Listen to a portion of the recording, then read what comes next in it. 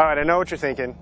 We did this comparison test just to rile up the fanboys. And you'd be right, except that there is a compelling argument here, that 2011 Mustang GT is every bit as good as the iconic BMW M3. Let's look at the numbers.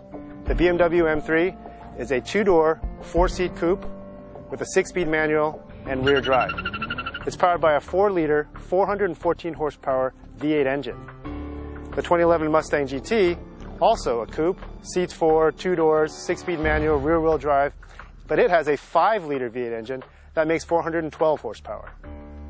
The number that really gets us going, though, is the power-to-weight ratio. Each one of these cars weighs around 3,600 pounds, so they're carrying about just under 9 pounds per horsepower. How does that all translate at the test track? Let's find out.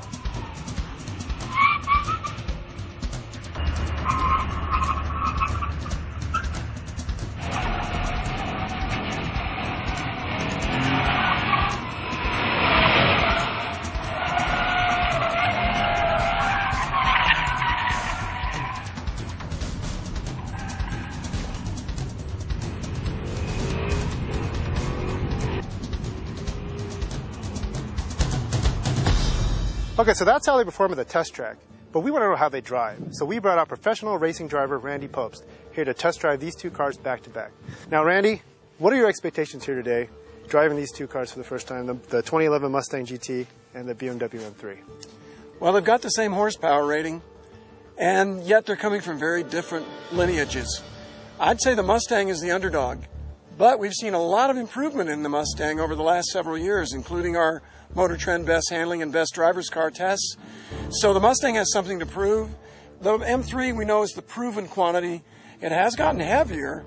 It's really powerful. I mean, it's an enjoyable road car, and it'll be interesting to see if the Mustang can stack up to one of the best Europe has to offer. All right, let's go find out.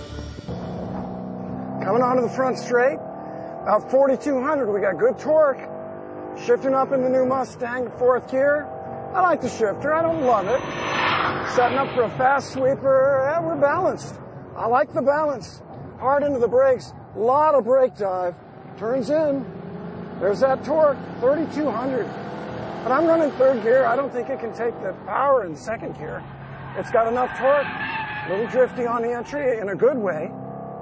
Good balance from the Mustang. It's got a lot of brake dive, a little soft in these track conditions in terms of the shock absorbers. We're in the S's, good steering response, but those shock absorbers can't keep up with that quick weight transfer. Again, this fast sweeper, reasonably good balance. I love the braking, firm brake pedal, good power from the brakes, a lot of brake dive. Good balance, see this? Not much wheel in the car as we come out on the straight. Motor pull strong. Over the hill, it's a little hairy through here. The car kind of flies over the big bumps. Down into the braking, we stand right on the nose, but it rotates nicely. I like that. An enjoyable car to drive. Certainly the best Mustang ever in terms of handling. Sorry, 1965 Shelby, guys, but this thing will destroy it. Back out onto the straight. It's putting the power down well. Just enough to loosen it up and have a good clean balance across the finish line. I think it's a great package. Sure is a fun car to drive.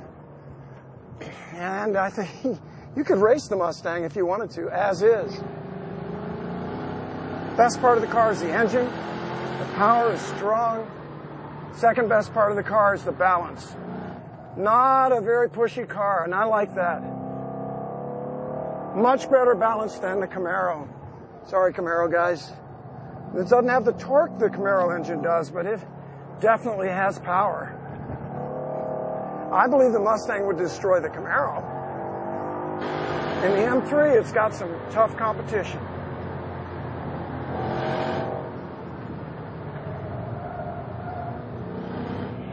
Steering ratio is quick, almost perfect in terms of the quickness of the ratio. A little bit more numb than I might prefer, ideally. Mustang's the right name for this car. It's a pretty wild stallion. Okay, we're winding up the start of the lap. I'm going to second gear because the M3's got taller gearing, more revs. I can use the revs and the lower gear. Almost as if the M3's got less low-end torque than the Mustang. Wow, good control in the high speed. Yeah, more shock control, kind of like might be expected. A little bit more push, that's a surprise. Entry push and push in the middle of the corner. In the BMW, the steering is superb. I just need too much of it. Yeah, but no torque digging out of this hairpin going uphill. Good top end in the motor. Much better control at turn-in than the Mustang. Wow, there's almost no sense of roll. I know the car's rolling, but in the Mustang, you can really feel it. The BMW, I don't feel it. Slower responses in the transitions from the BMW, but way more control. Down into the S's, almost no brake dive. That I really appreciate in the M3. But I miss that mid-range torque that the Mustang has. Wow, the BMW just keeps revving though. Into the fast kink. Whoa, he tried that in the Mustang, he'll be off the track. Much better shock control in the M3. That's the biggest difference. And in the brake dive, that's where I see it. Down through the S's. I'm going down to second gear again. I can just dance the car. Look at that push. There's more steering angle, but we can balance it with the throttle. Come out with a little power oversteer and use those revs. Cross the finish line. The BMW is definitely a higher RPM motor. You can feel that influence from the Europeans. They're into that high RPM power. We Americans are into that low RPM torque.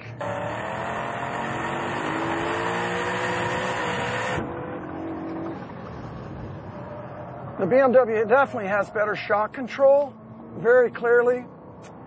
Less brake dive. The Mustang is better balanced, less understeer. Mustang's actually more fun as a result of that. I do like the accuracy of the BMW, but I'm a little frustrated by the understeer. Maybe it's less fun because it's easier. The understeer makes it a little bit kind of, I don't know, sort of dumb in a way. And whereas the Mustang, you need to be on top of that. The Mustang's the wild pony. The BMW is the refined European still. Okay, so Randy, you've had quite an afternoon here driving the cars, got a chance to play around with them, do some really hot lapping, and then drive a lot for our cameras. What'd you think? Well, for one thing, I love working with MotorChend and driving these great new cars. It's been a great experience. The BMW and the Mustang are fabulous cars, and they're really rewarding for anybody that likes fast cars and sporty cars. You did say going into this you thought the BMW would be quicker. Do you still believe that? I have a feeling that it is because of the shock control. It was just so much faster in the transitions. Okay. Well, you were right, but the actual lap times only differed by less than 1/10 of a second. Wow. So the BMW ran a 1:27.67.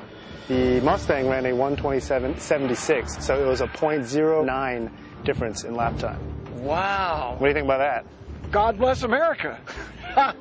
Let's hear it for the Mustang. I mean, that's a surprise. Because the Mustang's the underdog here. It's way less expensive. And I say it's the overachiever. The Mustang benefits from its greater torque.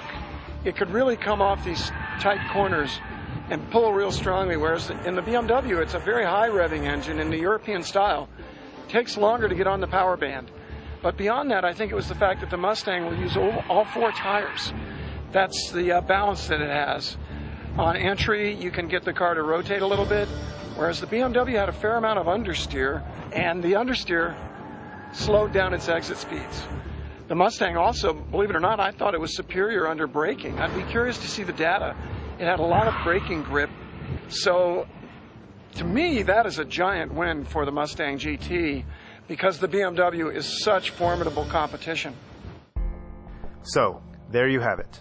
The BMW M3 beats the Mustang GT at the track by the slimmest of margins, less than 1/10 of a second. Our pro racer Randy Pobst says that's enough to count as a giant win for the Mustang. And he has a point. After all, the M3 costs over $25,000 more than the Mustang GT. But we see it differently. Though the new 5-liter Mustang's performance officially puts the world on notice, the stopwatch doesn't lie. A win is a win, even if it's by less than the blink of an eye. The M3 is still just a little bit better than the Mustang at the track, for now.